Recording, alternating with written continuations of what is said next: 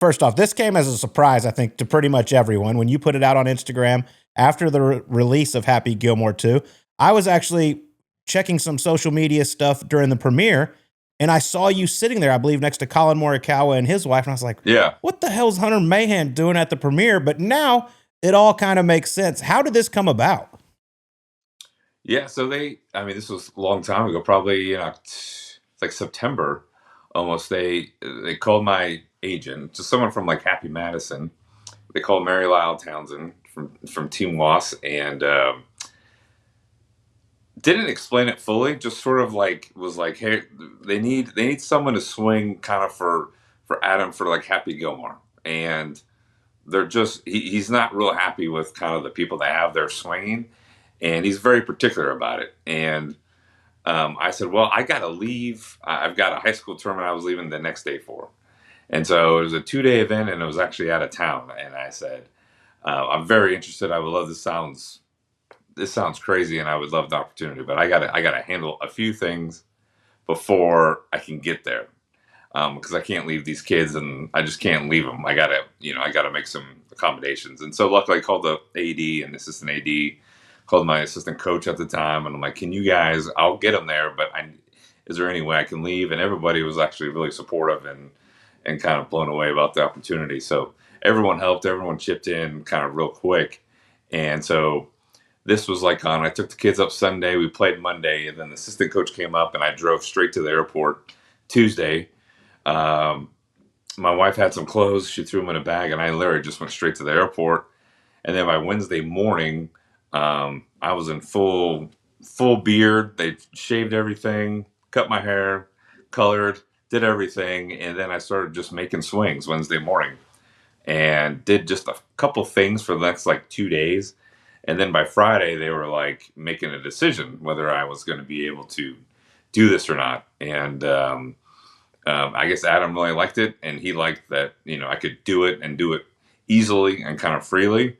And it looked enough like him, I guess, that he liked it. And so Friday I was good to go and kind of signed with them for like the next 6 weeks to kind of be there on site and just be there for basically whatever he needed and whatever I could do, whether it's just like stand in, a swing, B-roll, another camera somewhere and just shoot close-ups of things, just whatever. I was sort of at their beck and call for the next 6 weeks.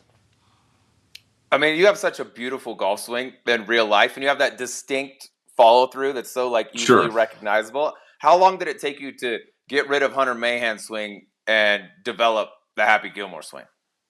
Yeah, it took a little bit. I mean, it definitely, to just get like, when I got there, it was sort of like, I was looking up Happy Gilmore, the first movie, and figuring out how does he get into is it a walk? Is it a shuffle? Which foot goes first? I wanted to be as professional and real as I could. And so I kind of messed around with a few different things and try to get, his finish is very high, right? It's like, you can kind of tell it's like boom. And it's kind of, he kind of falls over with his foot and he's not really standing there. It's a big high finish and stuff. So I wanted to make sure I got that as good as I could. And I think it was the first day, Thursday, I was kind of introduced to him kind of quickly, and he's like, I want it to be big, and the kind of walking into it wasn't as important, but kind of like a big, long, exaggerated swing as big as you could and tall, kind of be really tall through is what he sort of instructed me to do and how he wanted it to look. And so I kind of focused on that as sort of best I could. How much time did you get to spend with Adam Sandler over those 6 weeks? Oh, every day. After like the first week, I'd come by and say hi, and he'd always give a fist bump, talk a little bit, here and there. He was so engaged with everybody because I had pretty low expectations of who I was going to meet, see what I was going to do. I didn't really know. But by the end of it, he's the coolest, the easiest guy to be around. You can tell by all the people around him how much they love him and respect him. And it's an intense atmosphere because of so many things have to be done at such a quick pace. But you're also dealing with all the unions within, New Jersey and where they were filming. It's just there's a lot going on, and as I told someone there, I was like, I couldn't tell if there were too many people working or not nearly enough because it just was so much going on. And they kind of said that's kind of the perfect way to say it because you're just not sure. But and Adam himself, he's in charge of like everything. Like everyone went to him to make sure that everything was good from his perspective, and from the hair and makeup that I had to do, he was always going to give the okay on that, and he was very, very particular. And it was just, he wanted it to be perfect because this movie was a very, very big deal to everyone involved. Is he as good of a dude as just a human being? Forget like the Yes. actor part, as everybody says he is. For sure, he lives up to the billing. He's sort of everything you'd want him to be.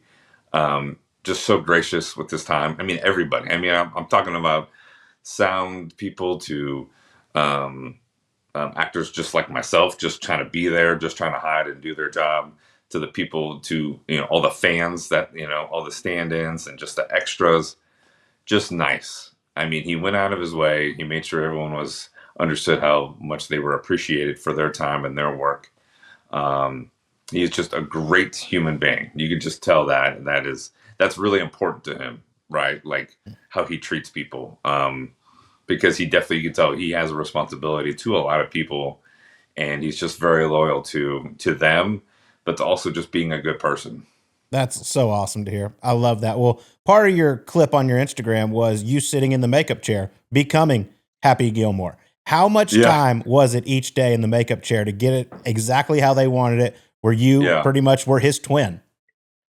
Yeah, so I basically had the same two guys kind of did it almost every day, Todd and Steve.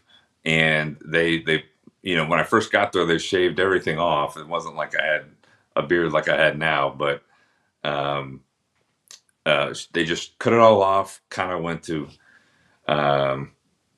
Teresa. She kind of cut my hair as best they could, and then colored it. We had to color it for like 3 weeks, and then after that, they just dyed it and just made it black and made it dark, and then they would color in the gray, kind of where they thought.